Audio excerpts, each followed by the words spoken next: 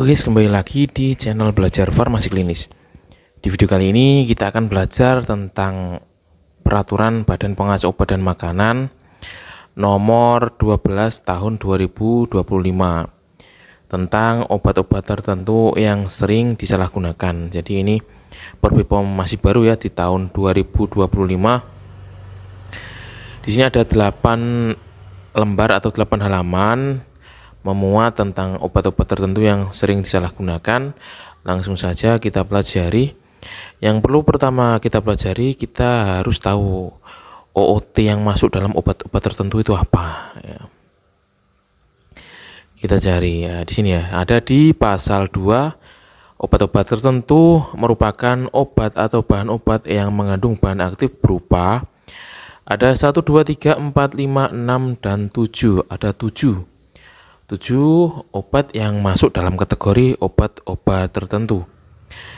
Obat pertama tramadol, obat kedua trihexyphenidyl, obat ketiga klorpromazin, obat keempat amitriptylin, obat kelima haloperidol, obat keenam ketamin, dan obat ketujuh dextromethorphan.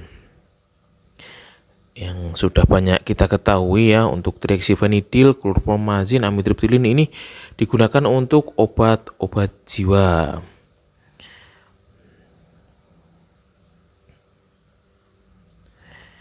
Di sini fasilitas pelayanan kesehatan kefarmasian sebagaimana dimaksud yang boleh menyalurkan obat-obat ini: instalasi farmasi rumah sakit, instalasi farmasi puskesmas, klinik, dan apotek. Jadi 4 instalasi ini yang boleh menyalurkan obat-obat tersebut.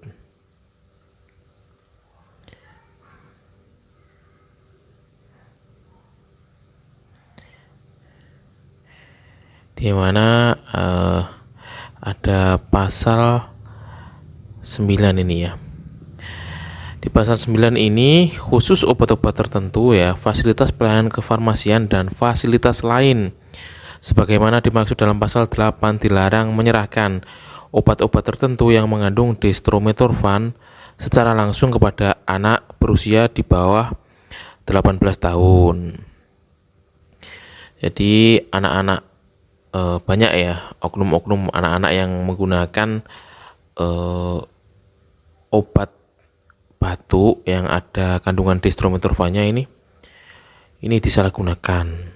Jadi ada efek ngefly ya, kalau katanya anak-anak yang menggunakan itu.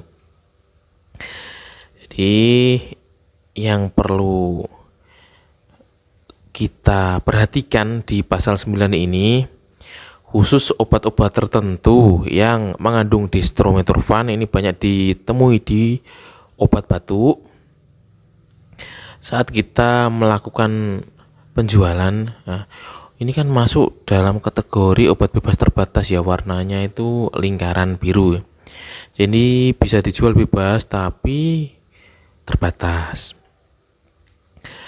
Kemudian kalau kita melakukan pelayanan itu kita lihat apakah ada indikasi untuk disalahgunakan atau tidak ya. Contohnya memang sudah banyak kita temui anak-anak yang mencari obat batuk dengan kandungan dextromethorphan ini. Untuk sediaannya ada dalam bentuk tablet, kemudian dalam bentuk sirup, saset juga ada. Jadi yang kita perlu garis bawahi di Perbipom yang terbaru ini ya, khususnya itu memang di pasal 9 ini tentang penyerahan obat-obat tertentu yang mengandung dextromethorphan, di mana secara langsung kepada anak-anak berusia di bawah 18 tahun ini tidak boleh dijual belikan.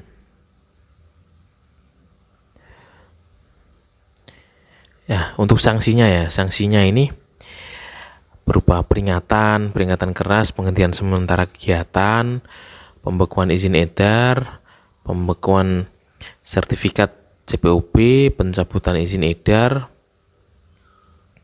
sampai penutupan ya kalau sanksinya.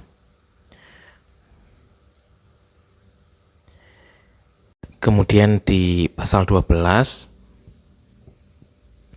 untuk tata cara pengenaan sanksi administratif tadi sampai penutupan itu ya, dilaksanakan sesuai dengan peraturan Badan Pengawas Obat dan Makanan yang mengatur mengenai tindak lanjut hasil pengawasan.